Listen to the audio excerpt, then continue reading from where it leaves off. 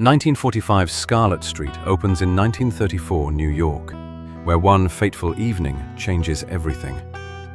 Christopher Cross, a meek cashier, receives a gold watch for 25 years of faithful service. His colleagues celebrate this milestone, but Chris himself seems almost embarrassed by the attention.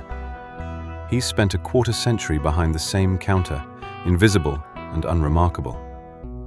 After dinner, Chris and his colleague Charlie watch their boss, J.J. Hogarth, leave with his young blonde mistress. The contrast is stark. While their employer enjoys the company of beautiful women, Chris returns home to a very different reality. I wonder what it's like. What, Chris? Well, to be loved by a young girl like that. You know, nobody ever looked at me like that. Chris reveals his secret longing to Charlie, wondering what it would be like to be loved by a young woman. He also mentions his Sunday painting, a hidden artistic talent that no one takes seriously. Walking alone through Greenwich Village, Chris asks for directions to the subway. Suddenly, Chris witnesses a violent scene, a man attacking a young woman. Without thinking, the mild-mannered cashier strikes the attacker with his umbrella, driving him away and rescuing the beautiful stranger. When police arrive, the woman, who introduces herself as Catherine March, lies smoothly, claiming she was robbed by a stranger. She protects her actual attacker, revealing her duplicitous nature from the start. Over drinks, Kitty begins sizing up her unlikely rescuer. Seeing Chris in his company dinner tuxedo and hearing him speak knowledgeably about art, Kitty assumes he's a successful painter. Chris doesn't correct this crucial misunderstanding, a decision that will doom them both. Chris asks to see her again and gets her address. The trap is set, though neither realizes it yet. What seems like romantic possibility is actually the first step toward destruction.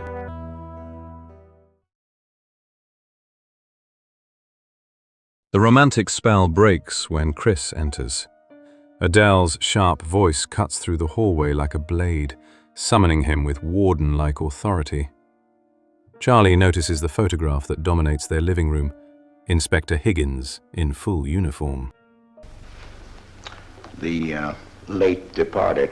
Oh, your wife's former husband. Higgins died a hero's death, drowning while trying to save a woman from the river. The life insurance made Adele comfortable for life. Chris shows Charlie his latest painting, flowers rendered with surprising delicacy and skill. For a brief moment, Chris reveals his artistic soul, explaining how he tries to capture beauty and emotion on canvas. Then Adele's voice shatters the moment completely. She dismisses both the painting and Charlie with equal contempt, asserting her dominance over every corner of their home. Meanwhile, Kitty breathlessly tells Johnny about her mysterious rescuer, a wealthy, famous painter who swept her away from danger. Johnny's eyes light up with predatory interest as opportunity crystallizes. The wheels begin turning in Johnny's criminal mind as he sees their perfect mark taking shape. Johnny pressures a reluctant Kitty to work their new pigeon for serious money. He's thinking big, $3,000 or $4,000 from their wealthy artist. Johnny's found his angle. He pushes Kitty to work their mark harder, get him to rent her an apartment. It's the perfect setup. Chris is already completely smitten, offering to paint Kitty's portrait like some lovesick teenager. It's like falling in love, I guess. You know, first you see someone and then it keeps growing until you can't think of anyone else. Kitty plays her part perfectly. She's broke, can't make rent, nowhere to turn. Chris takes the bait immediately. Then Chris drops his bombshell. He's married. For a moment, Kitty's shocked, but Johnny's training kicks in and she recovers beautifully. She needs exactly $500, not $450, not $600, $500 precisely. So Chris steals from his own wife. He slips $500 in bonds from Adele's dresser while she complains about household expenses, completely oblivious to his betrayal. Adele threatens to throw away his paintings, the only beautiful things in his gray existence. Chris spins his lie smoothly. He's moving his paintings to a Greenwich Village studio. Adele doesn't care enough to ask questions. The apartment becomes reality. Chris tours his future love nest, already imagining romantic afternoons with Kitty. But Johnny wants more. 500 is just the beginning. He pressures Kitty to squeeze their pigeon for serious money. Chris pours out his heart to Kitty, declaring his happiness and love. He has no idea Johnny's watching from the shadows, calculating his next move.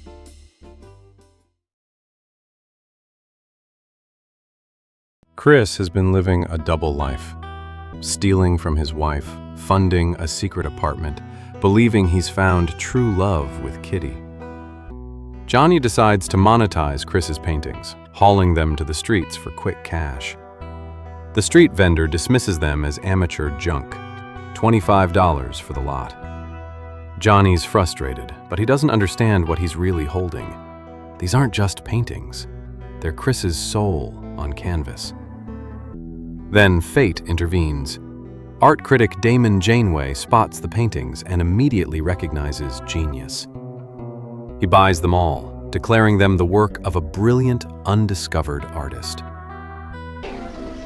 Damon Janeway? Don't you know who Mr. Janeway is? Johnny returns with shocking news. Janeway paid serious money for those worthless paintings. Janeway isn't just any critic. He's New York's most influential tastemaker. When he declares something art, the galleries listen. Now he wants to meet the mysterious artist behind these masterpieces. Johnny's mind races. Chris can't be revealed as the artist. That would end their cash cow.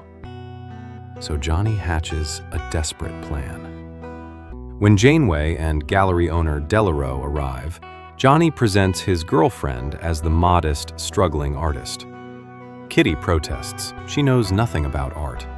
But Johnny coaches her, and when the moment comes, she delivers Chris's own philosophy perfectly. Art is love made visible, she tells them, stealing his very words. The signature seals Chris's fate. Catherine March becomes the celebrated artist, erasing him completely.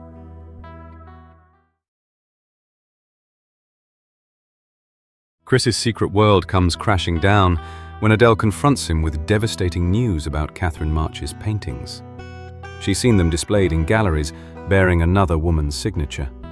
At Delarue Gallery, Adele discovered Chris's own paintings hanging on the walls, priced at $500 each, signed by Catherine March. The work she'd dismissed as worthless copies are now celebrated masterpieces.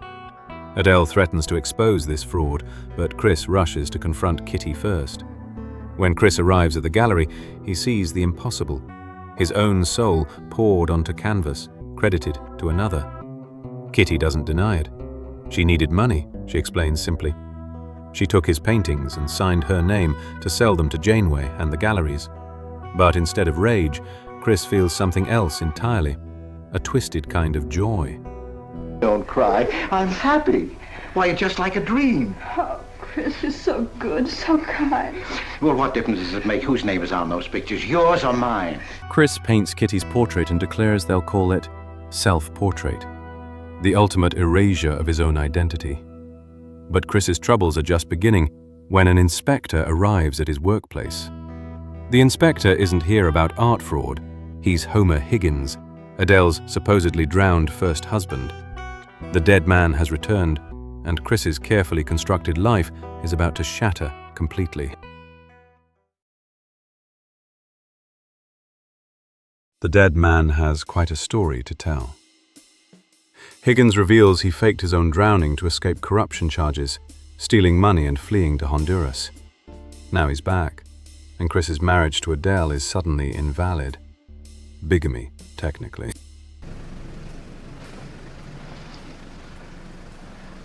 What's it worth to you for me to keep my mouth shut and just fade away? Higgins proposes a simple arrangement: his silence in exchange for regular payments. Chris has no choice but to agree. But Higgins wants more: Adele's life insurance money that she collected when he died. So Chris finds himself breaking into his own home with his wife's supposedly dead first husband, searching desperately through drawers and cabinets for insurance documents in the darkness. It's almost absurd, until Adele comes home early. Her screams of "Police! Murder!" shatter the silence. Higgins bolts into the night, escaping again. But Higgins being alive means one thing: Chris was never legally married to Adele. He's free. Chris rushes to Kitty with a proposal, giddy with this sudden freedom. He confesses his love, his devotion, everything he's stolen and sacrificed, all for her. He believes this is the moment she finally becomes his. Kitty's response destroys him completely. She calls him old, disgusting, pathetic, revealing the contempt she's hidden all along. Chris would have murdered for a woman who finds him revolting. All his sacrifices mean absolutely nothing to her. Chris's rage explodes in one violent thrust. Kitty's dead, headlines scream. Famous painter murdered in Greenwich Village. But the wrong man will pay. The police discover Chris embezzled over $1,200. His world crumbles completely now. But his understanding boss won't prosecute, calling Chris a sick man who needs help, not jail. It's mercy Chris doesn't deserve, while Johnny faces the electric chair for a crime he didn't commit. Chris walks free from his real crimes, while Johnny sits in a cell for murder. The evidence against Johnny seems damning. Kitty's jewelry in his possession, the ice pick with Chris's fingerprints that Johnny must have touched. It's circumstantial, but convincing. At the trial, testimony reveals the truth about those paintings. Johnny brought them to galleries, claiming Kitty painted them. The art world celebrated Catherine March's genius, never knowing it belonged to a cashier. When Chris takes the stand, he denies everything. Claims he's no painter, just copied badly from books. His final act of self-erasure seals Johnny's fate. The jury believes the real artist is dead. Journalists gather as Johnny's execution approaches. An innocent man will die tonight for love's cruel end. Chris philosophizes to reporters about justice, how no murderer escapes punishment from their own internal court. The real killer speaks of justice, while an innocent man walks to the chair. Johnny dies tonight for Chris's crime, but the real killer has already descended into hell. Chris wanders the streets now, completely mad, haunted by voices that won't stop. Kitty's voice torments him endlessly, accusing him of murder while professing love for Johnny. You killed me, Chris. You're old and ugly and you killed me, you killed me, you killed me. No, Kitty. It's him. You were innocent. You were pure. The ghosts overlap in his shattered mind, driving him deeper into madness. Chris argues with phantoms, his guilt manifesting as eternal punishment. His torment becomes physical now, collapsing him into the gutter where he belongs. A police officer rouses Chris from a park bench, telling him to move along back under the bridges. The respectable cashier has become a nameless vagrant, invisible to society. Bystanders dismiss him as a madman who claims he murdered a couple and wants to be executed. Nobody believes his confessions anymore. The cruelest irony, comes when Chris watches his masterpiece portrait of Kitty sell for $10,000 while he stands homeless on the street. Kitty's voice continues haunting him, declaring her love for Johnny. Chris's punishment is eternal madness, wandering forever with his guilt. Justice has been served after all.